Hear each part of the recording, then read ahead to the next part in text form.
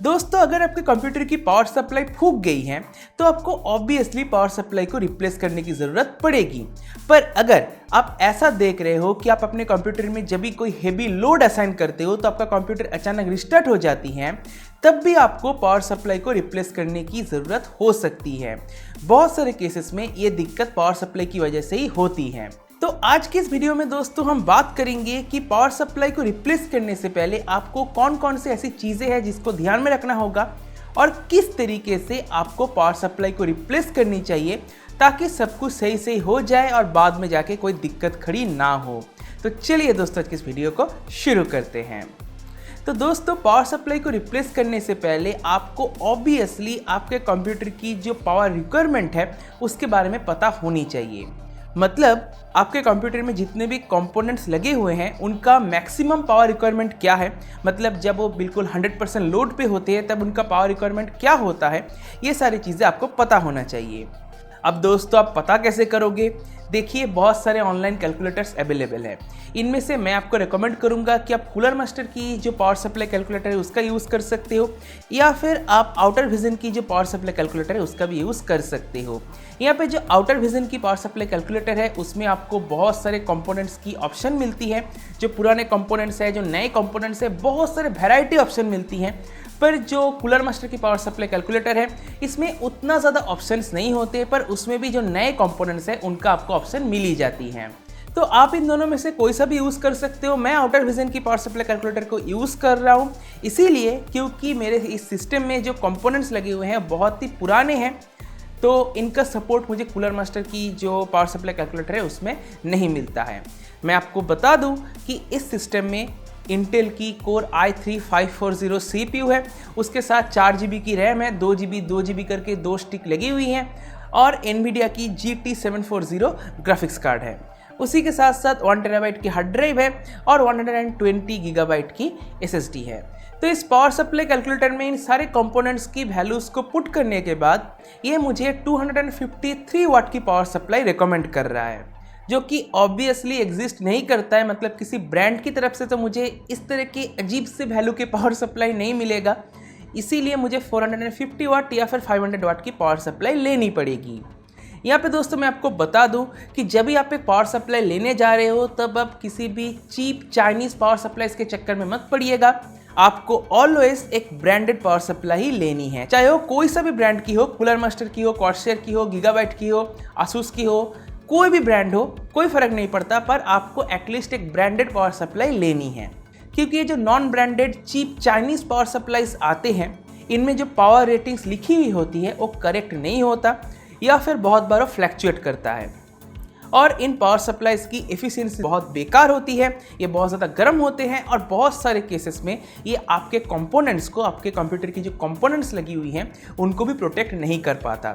ये power supplies की वजह से भी बहुत बार मदरबोर्ड या फिर प्रोसेसर वगैरह ख़राब हो जाती हैं।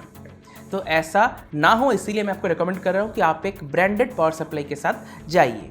और अगर दोस्तों आपको एक ऐसा पावर सप्लाई चूज़ करते हो जिसमें एफिशिएंसी रेटिंग हो, मतलब कि 80+ ब्रोंज या फिर 80+ गोल्ड, तो बहुत ही बढ़िया है। ये पावर सप्लाईज एक्सपेंसिव तो होते हैं, पर अल्टीमेटली आपका जो बिजली का बिल आएगा उसमें आपको एक बहुत ही बड़ा इम्पैक्ट देखने को मिलेगा। अगर आप एक अच्छा खासा पावर सप्लाई चूज़ करते हो तो आपका बिजली का बिल बेसिकली कम आएगा, क्योंकि इनकी एफिशिएंसी अच्छी होती है। अगर एक पावर सप्लाई किसी भी तरीके का कोई एफिशिएंसी रेटिंग के साथ ना भी आता हो तब भी उसकी एफिशिएंसी 70 to 80% के अंदर तो होती ही है। एनीवे, तो मैंने एंटेक की VP450+ पावर सप्लाई को चूज़ किया है। ये पावर सप्लाई 80+ ब्रोंज रेटिंग के साथ आती है और इसमें फ्लैट केबल की यूज़ की गई है, जिसकी वजह से केबल मैनेजमेंट पे भी बहुत ही अच्छा खासा हेल्प मुझे मिल जाएगा। साथ ही इसमें जो फ़ैन यूज़ की गई हैं वो भी काफ़ी साइलेंट है। पर ये जो फ़ैन है ये ऑटोमेटिक नहीं है, जैसे ही पावर सप्लाई ऑन होती है ये जो फ़ैन है ये घूमना चालू कर देता है और कंटिन्यूअस घूमता ही रहता है। अगर मैं यहाँ पे बॉक्स कंटेंट्स की बात करूँ तो बॉक्स में सबसे पहले आपको मिलती है एक यूज़र मैनुअल, उसके बाद पावर कॉर्ड जो कि यूके स्टाइल में है, zip ties, mounting screws and obviously हमारा मेन यूनिट पावर सप्लाई। यहाँ पे जो पावर कॉर्ड दी गई है जैसे कि मैंने आपको बताया वो यूके स्टाइल है, तो ऑब्वियसली हमारा जो इंडियन स्टैंडर्ड है प्लग्स के लिए उसमें तो नहीं लगेगा। पर बहुत सारे आपको अडेप्टर्स मार्केट में मिल जाएंगे जो बहुत ही सस्ते आते हैं। 80 रुपये से लेके 120 रुपये के अंदर आपको आराम से एक अडेप्टर मिल जाएगा, उसको आप परचेस कर लीजिएगा। इससे आप इजीली इस पावर कॉर्ड को हमारे इंडियन प्लग्स में भी डाल सकते हो। अब बारी आती है इस पावर सप्लाई को हमारे कंप्यूटर में डालने की। पर उससे पहले मैं आपको रिकमेंड करूंगा, जब आप कोई भी पावर सप्लाई परचेस करो तो उसको कंप्यूटर के साथ कनेक्ट करने से पहले एक बार चेक कर लेना बेहतर है कि वो पावर सप्लाई आखिर चल भी रहा है या फिर नहीं। अगर ना चले तो बेकार में आपका मेहनत वेस्ट हो जाएगा। तो उसको आप कैसे चेक करोगे, बिना मदरबोर्ड के आप कैसे चेक करोगे? देखिए दोस्तों, बहुत ही आसान है। पावर सप्लाई की जो 24 पिन ATX कनेक्टर है, इसमें सिंपली आपको 2 अलग अलग पिन्स को शॉर्ट करनी है, जिससे आप देखोगे कि जो फ़ैन है, पावर सप्लाई की जो फ़ैन है वो घूमना चालू कर देगा। जब वो फ़ैन घूमना चालू कर दे तब आप ये एश्योर कर सकते हो कि आपका जो पावर सप्लाई है वो ठीक है। अब यहाँ पे सवाल ये आ सकती है कि आपको कौन से पिन्स को शॉर्ट करनी है। अब इस पावर सप्लाई के केस में तो आप देख सकते हो टेस्टिंग के लिए एक पिन को मार्क करके दिया गया है जो कि ग्रीन कलर में है। मुझे सिंपली इस पिन के साथ एक ग्राउंड पिन को शॉर्ट करनी है जो कि इसके बाजू वाला है। पर ज़्यादातर पावर सप्लाईज में ये मार्क नहीं होते हैं, तो तब आप कैसे चेक करोगे? देखिए दोस्तों, आपको जो ये 24 पिन ATX कनेक्टर है, इसको कुछ इस तरीके से पकड़ना है ताकि ये जो लॉक है ये आपकी तरफ रहे, मतलब ऊपर की तरफ रहे। इसके बाद आप देखोगे कि ये 24 पिन ATX कनेक्टर में 2 अलग अलग रोज आपको दिखेगी जिसमें बहुत सारे पिन्स हैं। अब जो फर्स्ट रो है, इसमें से आपको 4 और 5 नंबर की पिन को शॉर्ट करनी है। बस जैसे कि आप देख सकते हो कि पावर सप्लाई की जो फ़ैन है वो घूम रही है। अब बारी आती है इस पावर सप्लाई को इंस्टॉल करने की। इंस्टॉल करने के लिए ऑब्वियसली कंप्यूटर के साथ लगा हुआ जो पावर कॉर्ड है, जो पेरिफेरल्स है, उनको हमें डिस्कनेक्ट कर देना होगा। उसके बाद हमें कंप्यूटर को खोलना है। दोनों साइड से ही जो पैनल लगी हुई है, जो साइड पैनल जिसको हम कहते हैं, इनको हमें खोलना पड़ेगा।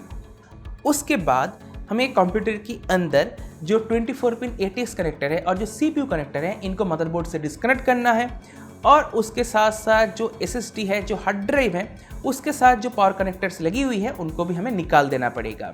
और अगर आपके सिस्टम में कोई भी ग्राफिक्स कार्ड है तो ग्राफिक्स कार्ड के साथ भी जो पावर कनेक्टर लगी हुई है उसको भी आपको डिस्कनेक्ट कर देना पड़ेगा। उसके बाद हमें पुराने पावर सप्लाई की इन स्क्रूज को खोलना पड़ेगा। उसके बाद आराम से पुराने पावर सप्लाई को निकालना पड़ेगा। और इस दौरान आपको ये ध्यान रखना है कि पावर सप्लाई की वजह से किसी भी तरीके से मदरबोर्ड डैमेज ना हो। तो बस अपने पुराने पावर सप्लाई को निकाल लिया। इसके बाद आपको नए पावर सप्लाई को लगानी है और कुछ ऐसे लगाना है ताकि केबल मैनेजमेंट भी अच्छे से हो सके। जैसे कि आप देख रहे हो कि पावर सप्लाई की जितने भी केबल्स है वो मैंने इस होल से स्लाइड कर लिया है।